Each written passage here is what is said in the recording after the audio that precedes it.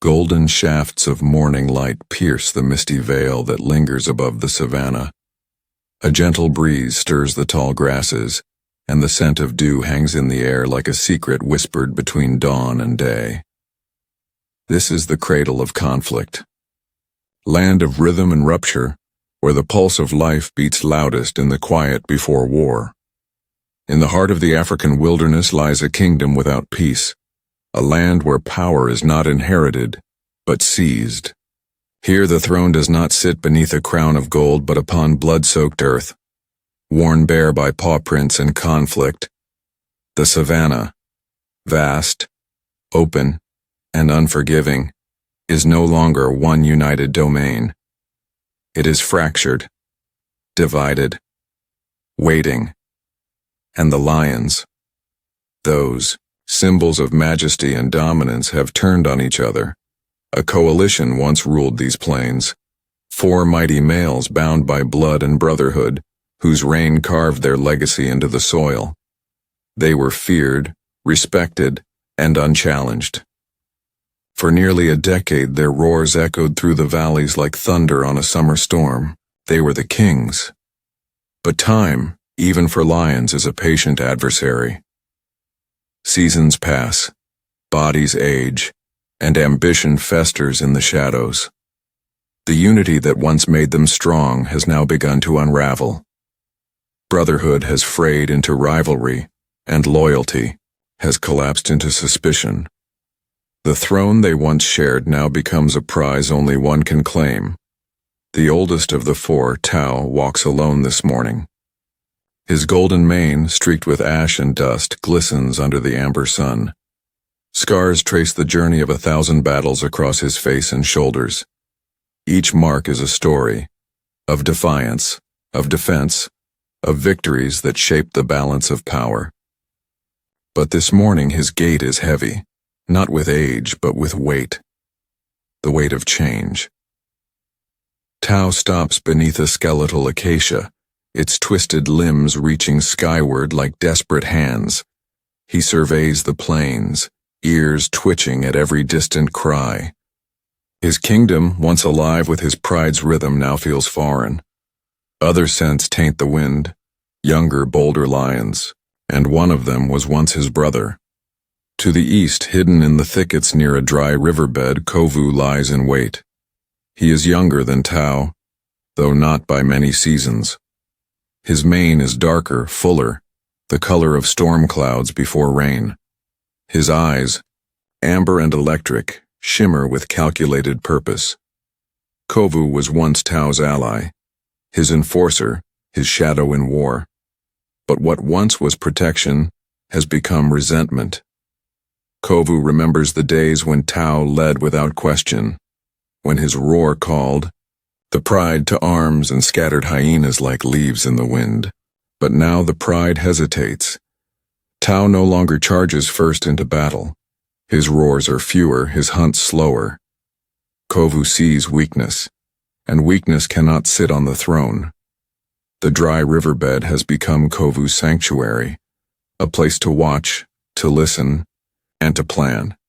He is not alone.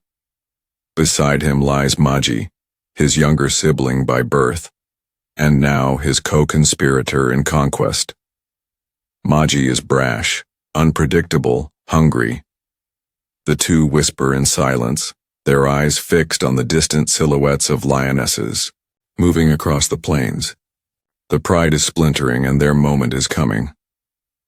Far to the north, on the edge of a wind-swept escarpment, the 4th brother, Zane, watches from exile. He was cast out seasons ago after a failed challenge for dominance. His mane is tattered, his body lean, but his eyes are fire. Zane is the ghost in this war, forgotten by the pride but not by fate. He has not forgotten the betrayal, nor the power once in his grasp. As Tao lifts his head to roar, long, low, and resonant, the sound rolls across the savannah like a storm front. It is not a call to unity. It is a declaration. The lioness is here, it first. In the west, Kala, the eldest female of the pride, pauses mid-stride. Her golden eyes narrow, her ears flick toward the sound. She has known these roars her entire life. She can tell them apart like scents in the wind. This roar bears sorrow and warning. The pride is caught between storms. They are mothers and hunters, survivors and watchers of history. Their cubs play at their feet, oblivious to the war creeping closer with each setting sun. But lionesses know what many forget. The throne may belong to males, but the heartbeat of the kingdom lives in the lioness. At the heart of the plain, beneath a rising sun and a sky scattered with flocks of white egrets, tension stretches like an invisible wire, invisible, yet unbreakable. The savannah holds its breath. Tao moves southward, toward the riverbed, alone. His stride is no longer slow. He knows the time has come. No more shadows. No more waiting. He must face what once was brotherhood and now stands as rebellion. And so he walks with the wind in his mane and the weight of legacy on his shoulders. Kovu, too, begins to rise. His muscles ripple beneath his hide as he readies for what he knows will come. His eyes burn with destiny. This is the moment he has waited for. To confront the lion who led him, taught him, and, he believes, held him back. The lionesses do not interfere. They circle the perimeter with silent precision, their cubs herded gently toward safety. This is not their fight, yet it is their future. The distance closes. The sun climbs higher, casting shadows beneath each step. Tao and Kovu meet beneath a lone fig tree, its roots twisted into the soil like the tangled memories of their past. For a moment there is silence, only the sound of wind hissing through dry grass and the steady hum of cicadas. They lock eyes. Not as strangers, but as lions who once shared blood. For a heartbeat, time folds in on itself, returning to the days when they hunted together, fought together, slept side by side beneath the stars. The bond of lions is ancient, but it is not immortal. Kovu growls, low and deep, a rumble that begins in the chest and reverberates through the earth. Tao does not answer. He simply lowers his head, not in submission, but in recognition of what was, of what must now be. The first strike is sudden, a blur of dust, a thunderclap of muscle and fury. They collide like storms crashing through the skies, claws unsheathed, teeth bared, manes whipping like flames. The fig tree trembles beside them, dust clouds curling skyward like smoke from a burning empire. Kovu is faster, younger. His strikes are sharp, relentless. Tao takes the blows, countering with measured precision. He bleeds but does not fall. He bites back, catching Kovu's flank, and the younger lion stumbles. Maji watches from the thicket, pacing. He is not permitted to interfere. This is a one-on-one as lion law demands. But every muscle in his body screams to join. To end this, quickly. Yet the code of lions is etched in blood and honor. And so he waits. The battle rages on. Each strike tells a story. Each roar shatters the silence of the plains. Blood darkens the soil, and still they fight. Two lions bound by past, divided by ambition. As the sun nears its peak, the two begin to slow. Their bodies heave. Their roars become labored, strained. But neither yields. The throne does not accept, surrender. Finally, Tao falters. His leg buckles and Kovu pounces. A growl explodes from deep within his chest as he pins the elder lion down. His teeth bare inches from Tao's throat. But he does not kill. Kovu steps back. He watches Tao struggle to rise, and then, without another sound, he turns and walks away. It is not mercy. It is message. Tao watches him go, his eyes burning with pride and pain. He knows the fight is not over. It has only begun. But today, the throne remains unclaimed, and tomorrow, the kingdom will burn anew. Above them, vultures circle lazily in the sky, bearing witness to the unraveling of legacy. The pride watches in silence. The lionesses do not cheer. They do not choose. They remember. For lions may battle for the throne, but it is the pride that endures. And so the Savannah exhales once more, wrapped in the rising heat of a sun that watches all, remembers all, and hides nothing. In this land of giants where kings are made in claw and bone, the war for the throne has begun. The sun has begun its slow descent, casting long golden spears across the savannah. Shadows stretch across the plains like the fingers of ancient ghosts, reaching into every corner of a kingdom on edge. The winds have shifted. The scent of blood still lingers in the dust. And though the clash between Tau and Kovu has ended, for now, the aftermath burns through the land like wildfire smoldering beneath dry earth. Tau limps through the tall grass, each step leaving behind a trace of what once was. His body, battered and bloodied, carries more than wounds. It bears the weight of fading legacy. His mane, once the symbol of unchallenged rule, now trails behind him in tatters.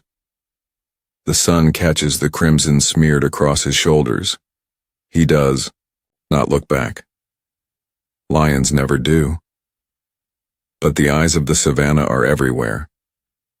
Perched upon a kopje, an ancient rock outcrop weathered by centuries, Zane watches with unblinking focus.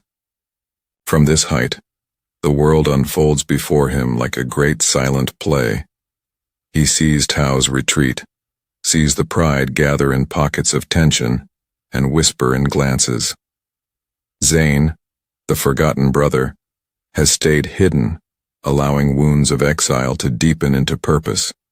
He does not mourn the fight he missed. Instead, he smiles. Below, lionesses begin to move again. Kala, the matriarch, leads the others in silence, guiding cubs across the plains, away from the battlefield. She does not look at Tau, though she knows exactly where he is. The pride must go on. The cubs must feed, and the land must be hunted. The rhythm of survival will not stop for the politics of kings. Among the lionesses, a young female named Nira lingers behind. Her amber eyes follow Tau's wounded frame into the acacia thicket. She is not his daughter, but she is of his reign. She remembers his strength when he stood tall, when the thunder of his roar cleared the land of rival hyenas and rogue males alike. She hesitates, but duty pulls her back. The pride needs her. Tau does not. South of the pride's center, deep, within a broken ravine where vultures seldom fly, Kovu lies in wait. His breath is steady now. The fire of battle has dimmed to embers, but it still glows behind his eyes. He's won, but he hasn't conquered. Tau lives. The pride has not yet chosen. His power still lingers in potential, not permanence. Maji paces nearby, his movements sharp and agitated. The younger brother burns hotter, less patient. His fury rises not just from blood, but from ambition denied. He wanted Tau finished, gone, dead. But Kovu stayed his bite. That decision, mercy, honor, or hesitation, gnaws at Maji like bone between teeth. You should have ended him. Maji growls, voice like gravel in the wind. Kovu doesn't answer.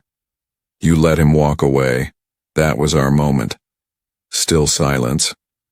Kovu finally speaks, his voice low, calm but edged with steel. Killing him would have ended one lion. I want them all to follow. That takes more than blood. Maji doesn't understand, but he obeys, for now. In the distance, thunder rolls across the sky. Not the kind born from clouds, but from hooves. A herd of buffalo moves across the southern ridge, hundreds of hulking shadows, snorting and snuffing the dust beneath their feet. The movement of prey stirs something deep in the pride. Life goes on, and life must be hunted. That evening, the pride gathers near a shallow watering hole. The cubs frolic in the mud while lionesses fan out, alert. Tao remains hidden. The pride's eyes flicker, searching for him, but none call. This is a test, and the pride knows it. And then, like thunder returning, Zane makes his move. He arrives at the edge of the water without warning. No roar, no declaration. Just the sudden appearance of a lion long thought gone. His mane is wild, thick with burrs and shadows. His frame, though lean, ripples with quiet strength. The lionesses freeze. Kala steps forward, her eyes narrow, not in fear, but calculation. Zane, it is a greeting and a warning in one breath. He does not bow. He does not challenge. He drinks from the water slowly, his eyes never leaving hers. Around him the cubs stop. They don't know him, but they know what he is.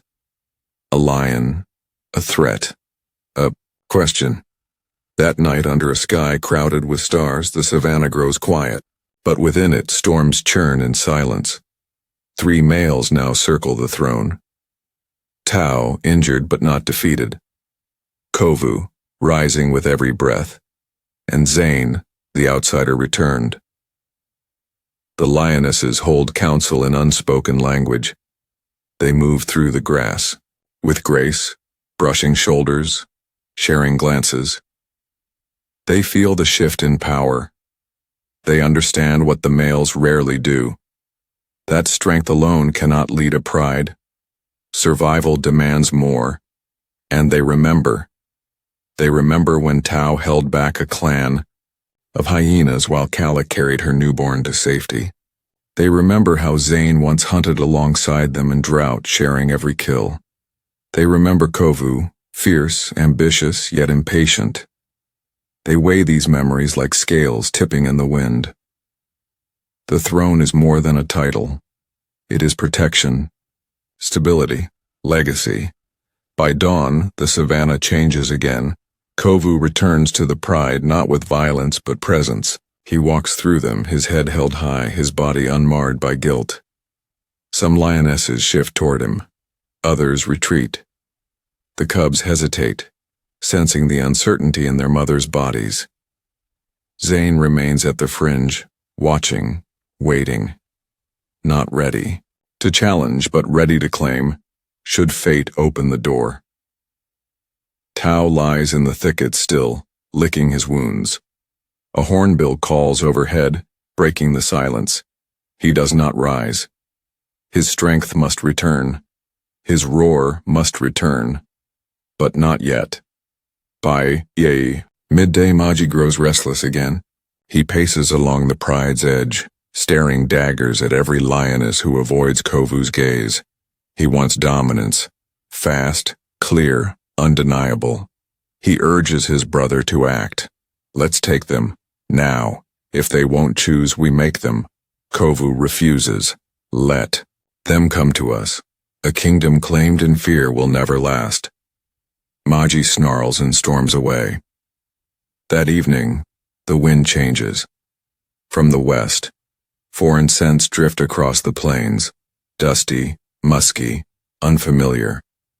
Not the scent of buffalo or zebra, but lions, rogues, outsiders. A small group of nomadic males crosses into the territory, 3 in number. Younger, lean, scarred by travel, but strong. Their presence is not by chance.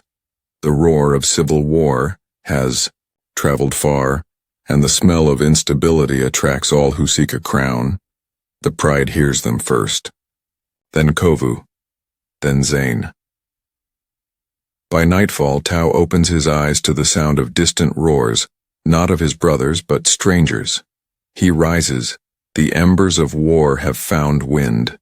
Now the savannah holds its breath again. 3 heirs, 1 pride, And now, outsiders, on the wind. The fight for the throne is no longer personal. It is survival.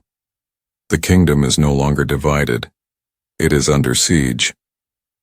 The air is heavy, breathless, tense. Over the acacia horizon, the sky burns orange and red, like war paint smeared across the face of the heavens. Below it, the savannah waits in eerie silence. Not even the wind dares to stir. Something is coming. 3. Intruders, lean, dark-maned rogues with the hunger of exiles and the fury of survival, have entered the Pride Lands. They move with the chaos of storms, tracking the scent of uncertainty. Not yet a coalition, but bonded by ambition. Their names are unknown, but their intent is clear. Where lions fall, others rise. They do not roar. Their silence is strategy. Kovu sees them from the ridge near the dry riverbed. His eyes narrow. Maji snarls beside him, teeth bared, tail lashing. This is no longer a game between brothers.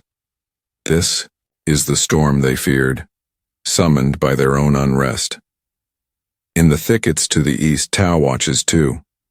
His wounds have closed, but his body bears the map of every battle etched in claw and fang. His spirit, however, remains unbroken. For days, he lay silent, forgotten in the grass, feeding on scraps and shadows. But in the silence he has grown still, like an old tree bent by wind but rooted deep. And now he rises. His paw prints lead from blood-stained earth to the hill that overlooks the watering hole. From here, he sees everything, his pride scattered, his legacy fading, the invaders approaching. And in his chest something ancient stirs. He does not roar. Not yet. Zane watches from the high rocks, unmoving, undecided. He is the ghost in this tale, the lion who once walked among them, then vanished. But ghosts remember, and Zane remembers it all. The heat of the hunt, the crush of betrayal, the silence of exile. He has not come for the throne, but if it falls, he will not let it rot. At the heart of the savannah, the lionesses gather. Kala stands tall, her golden fur kissed by dust. Around her the cubs whimper quietly, unsure of why their mother's eyes blaze with such fire. Nira remains close, her breath shallow, her ears alert. Instinct whispers the truth. Today everything changes. It begins when the rogues reach the southern clearing. 3 silhouettes in the golden grass, bold and sharp, muscles rippling beneath sun-scorched coats. They do not hesitate. They are here to test the kingdom's soul. Kovu and Maji meet them at the rise. Tension crackles between them like dry bark ready to ignite. A standoff. The rogue in the center steps forward. His eyes are cold, empty. There is no fear, only hunger. He speaks with silence, a challenge in posture, a statement in stillness. Maji roars. It splits the sky. The first strike comes fast, fangs, claws, earth torn beneath weight. Maji lunges, driven by fury. The rogue meets him head-on, and the two crash together like colliding worlds. Dust explodes. Blood follows. Kovu leaps in, driving back a second rogue with precision and power. But these males are not mere challengers, they are survivors. Each blow they throw is aimed not just at the body, but at the heart of the kingdom. Tao watches. For a moment, the great lion remains in the grass. The choice is his: fade away as legend or rise again as king. He moves. With a roar that shakes the herons from the trees, Tao emerges. The pride turns. The battle pauses. Even the cubs lift their heads. His voice is not just a sound. It is memory. Thunder from a forgotten age. The rogues freeze. Kovu falters. Maji bleeds, and Zane descends from the rocks like a shadow turned to flesh. For the first time, all 5 males stand together, old, new, fallen, rising, forgotten. The Savannah watches, the lionesses wait. Nature holds its breath. Then, chaos. The battle erupts in full force. Tao charges the lead rogue with all the fury of years denied. They collide like ancient gods in mortal skin. Claws rip across fur. Blood spatters the grass. But Tao does not yield. He fights with purpose, defending not just land, but lineage. Kovu breaks from the fray, eyes on Tao. For a moment, the past flickers between them, student and teacher, rival and heir. He joins him. Together they fight, not as brothers, but as lions of the same bloodline. Zane picks his target, a rogue with wild eyes and a savage snarl. They spiral through the dust, tangled in violence. Zane fights silently, efficiently, with every move honed by years of isolation. He is wind made solid. Maji struggles. Blood drips from his flank. He is fierce, yes, but reckless. And now he is vulnerable. The lionesses move. Kala circles wide, keeping the cubs safe, guiding Nira to high ground. But her eyes never leave the battlefield. She has seen this before. Kings rising, kings falling. She knows that when the dust clears, one lion will stand and the rest will be memory. The fight rages for what feels like hours, but time here is measured in breath, in wounds, in will. One rogue falls, torn by Zane's precision and Tao's crushing power. The second is driven back, limping into the trees, eyes wild with retreat. But the third, strongest, fastest, faces Maji, and Maji is faltering. Kovu sees it too late. The rogue slams Maji to the earth, pinning him with jaws that taste victory. A death blow looms. But then, Tao is there. The old king moves like a tempest, smashing into the rogue with the force of history itself. The ground shakes. The rogue snarls, lashes out, lands a slash across Tao's chest. But it is not enough. Tao ends it. And as the rogue crumbles, gasping, defeated, Tao turns to face the others. He is bleeding, his breath ragged, his body failing. But in his eyes, the fire of kings. Kovu approaches. Tao looks at him, not with hatred, not with pride, but understanding. This kingdom is yours, his gaze says. He steps back and collapses. The lionesses crush in. Nira nuzzles his face. Kala brushes her head against his neck.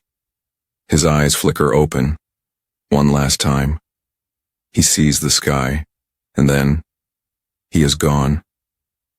The throne, once stained in blood, now falls silent. Kovu does not roar. He lowers his head. Zane stands beside him, silent guardian. Maji limps closer, shoulders heavy, pride broken but heart awakened. The cubs emerge. They do not understand what has passed, but they feel it. A shift, a change, and the wind finally stirs again. In the following days, the pride moves forward. The body of the old king is buried beneath the shade of a baobab tree, the tree of life. No tomb, no crown, only legacy. Zane vanishes once more into the horizon.